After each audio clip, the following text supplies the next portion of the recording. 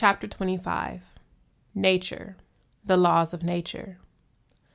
I have taught you to see Elohim as all, as the limitless marvel for your mental conception, as the prime mover of all movement and action in the universe, as life which manifests itself as much in a simple plant as in those worlds that spin by the millions in space without any of them disobeying the law that governed them. The law is I, your Elohim. It is the law of continual evolution at which man marvels, giving him broad fields for the research that permits him to continue penetrating the secrets of nature. Understand that the law is the path devised by the love of the Supreme Creator to guide each one of his creatures. Meditate upon the life that surrounds you, composed of an infinite number of elements and organisms, and you will end up discovering that each body and each being proceed along a path or trajectory guided by a force apparently strange and mysterious. That force is the law that Elohim has decreed to each one of his creatures. On analyzing these teachings, you will conclude by understanding that truly everything lives, moves, and grows under a supreme mandate. The presence of YAH in nature. Seek my presence in the works carried out by me, and at every step you will find me. Try to hear me, and you will hear me in the potent voice that arises from all created, for I find no difficulty in manifesting myself through the beings of creation. I manifest myself in a star or in the fury of a storm, as much as in the sweet light of the dawn. I make my voice heard in the melodious song of a bird, just as I express in the aroma of flowers, and every expression of mine, each phrase, each work, speaks to you of love, of the fulfillment of my laws of justice and wisdom, and of the eternity of the spirit. Nature is a creation of YAH and a parable for the spiritual. Many have made of nature their Elohim, exalting it as a divine fountain of all that exists. But in truth, I say to you that this nature from whose bosom have emerged all beings, the forces and material elements which surround you, is not herself creator. It was conceived and created before by the divine maker. It is not the cause nor the reason for life. Only I, your Father, am the beginning and the end, the Alpha and the Omega. All that surrounds and envelops you in this life is an image of the eternal life, a profound lesson explained through material forms and objects so that it may be understood. You have not yet plumbed the depth of this marvelous lesson, and men have again erred, for they have taken the life they live on earth as though it were eternity. They have been content to take from its forms, renouncing all that is contained in this divine revelation, the essence and truth that is found in all creation. I do not come to deprive you of anything that I have placed in nature for the protection, health, sustenance, wealth, and joy of my children.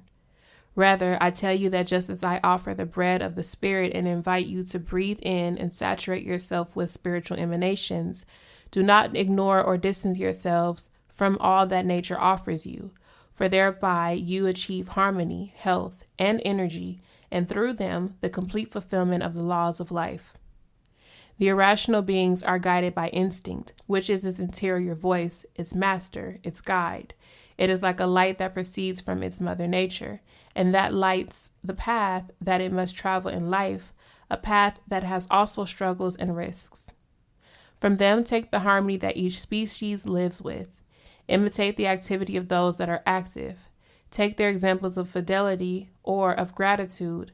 They are examples that contain divine wisdom because they are creatures of mine, who have also sprung from me to surround and accompany you in your world, and to participate in what I have placed on earth. The power of the children of YAH over nature. The elements will obey you when you comply with my law and when you ask it of me for the benefit of your brethren. Have I not taught you that even the unleashed elements can hear your prayer and become calm? If those elements obey my voice, why should they not obey the voice of the children of the Most High when they have become prepared? I have given the spirit power over the material world so that it may overcome the trials and come to its destination. The struggle will be great, however, for since man has established on earth the only kingdom in which he believes, he has broken the harmony that ought to exist between him and that which surrounds him. From his proud throne, he has wanted to submit all things to the power of his science and impose his will over the elements and natural forces. But he has not accomplished this because long ago he broke his ties of friendship with the spiritual laws. Now, when I have told this people that the elements may obey them, there have been those who have not believed, and I said that they have had reason to doubt. For nature will never obey those who do not recognize it and who profane and mock it. But he who knows how to live in accord with the laws of the spirit and matter, who lives in harmony with all that surrounds him, will identify himself with his Creator, making himself worthy of being served and obeyed by the elements, as corresponds to all children who know to obey their Father, the Creator of all that exists. I neither lie nor exaggerate when I tell you that the elements can hear your voice and respect and obey you. The history of Israel was written as a testimony to my truth, and in it you can find that time and again the people of Elohim were recognized and respected by the forces and elements of nature. Why should you not be the same? By any chance, do you believe that my power or my love for humanity has varied with the passage of time? No, you multitudes that heard this word. The light of my spirit bathes you. My power and my love are eternal and unchanging. Man and nature. But you must take care, O peoples of the earth, for if you continue to make use of my divine lessons to provoke the elements, if you apply the limited knowledge that you have toward evil, you will receive, when you least expect it, the painful and just response. You provoke the wind, the fire, the earth, the water, and all forces. You are well aware of what your harvest will be if you do not correct your activities in time and be able to stop the elements unleashed because of your foolishness. I warn you that you are reaching the limit that my justice permits of your free will. You are greatly provoking nature. And since you are like children who feel themselves superior, this word comes as a warning of the danger in which you find yourselves. I told you that the leaf of a tree did not move without my will, and now I say to you that none of the elements obey any other will but mine. I also say to you that nature can be to men what they wish it to be, a mother endowed with blessings, with caresses and nourishment, or in a red desert where hunger and thirst reign. It can be either a teacher of wise and infinite revelations about life, goodness, love, and eternity, or an unyielding judge in the face of profanation, disobedience, and the errors of men.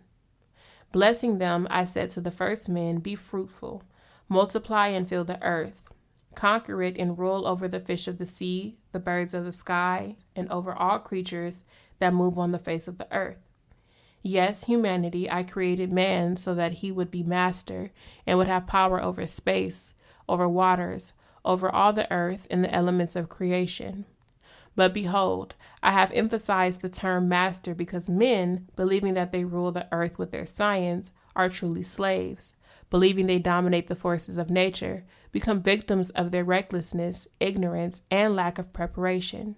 Human power and science have invaded the earth, the seas, and space, but their power and force are not in harmony with the power and force of nature, which express Yah's divine love and our life, wisdom, harmony, and perfection. Whereas human power, science, and their deeds are only filled with pride, selfishness, vanity, and wickedness. Do you see the unbalancing of the elements of nature and the twisting they have suffered?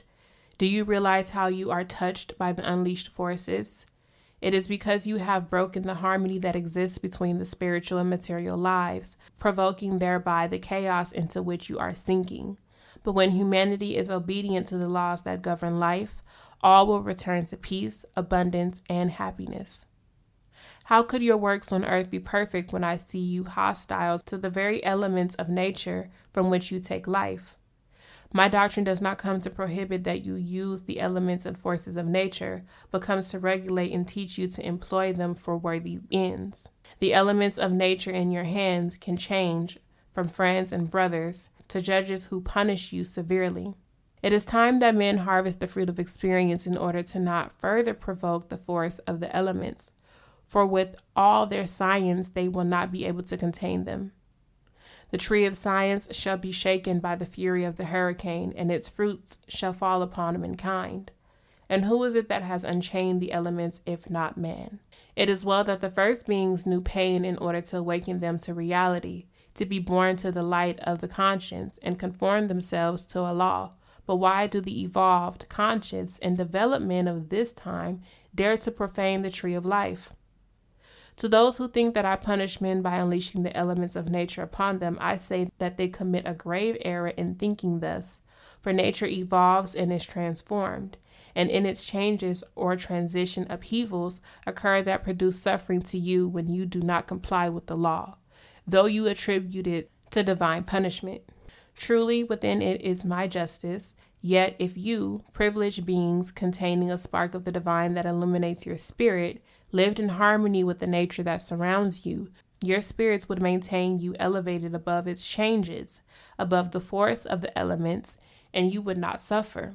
What is nature if not a large creature? Yes, disciples, a creature who also evolves, purifies, develops, and perfects itself for the purpose of sheltering the men of tomorrow in its bosom.